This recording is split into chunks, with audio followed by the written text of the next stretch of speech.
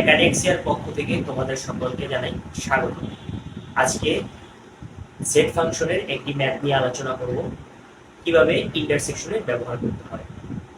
Intersection মানে হচ্ছে নিশ্চিত চিহ্ন। তাহলে এখানে একটা প্রশ্ন দেওয়া আছে, p ইকুয়াল 1 2 3 এবং q ইকুয়াল 3 4 বলে p ইন্টারসেকশন q নির্ণয় করো।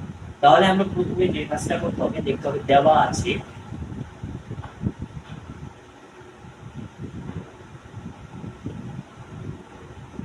p ইকুয়াল 1 2 3, q ইকুয়াল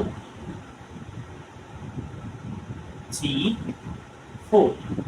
এখন আমরা যেটা করতে হবে, p ইন্টারসেকশন q, তাহলে p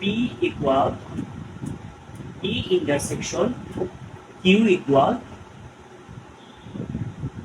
1 2 3, ইন্টারসেকশন q এর মান হচ্ছে 3 4। আচ্ছা, এখন আমরা দেখবো দুই বন্ধনীর ভিতরে যে সংখ্যাটা মিলে, যে সংখ্যাগুলো মিলে সেগুলো আমার আসবে। তাহলে ইন্টারসেকশনের নিয়ম হচ্ছে এটা কমন যাবে, যেগুলো মিলবে সেগুলো কমন যাবে। তাহলে মিলে কি, দেখো 3 মিলে, আর অন্য কোনো সংখ্যা এখানে মিলতেছে না। তার মানে একটা সেকেন্ড ব্র্যাকেট দিব, সেকেন্ড ব্র্যাকেট দেওয়ার পরে 3 দিব, সেকেন্ড ব্র্যাকেট ক্লোজ করব। তাহলে এই হচ্ছে আমাদের অ্যানসার, p ইন্টারসেকশন q। তার মানে ইন্টারসেকশন হচ্ছে নিশ্চিত সেট।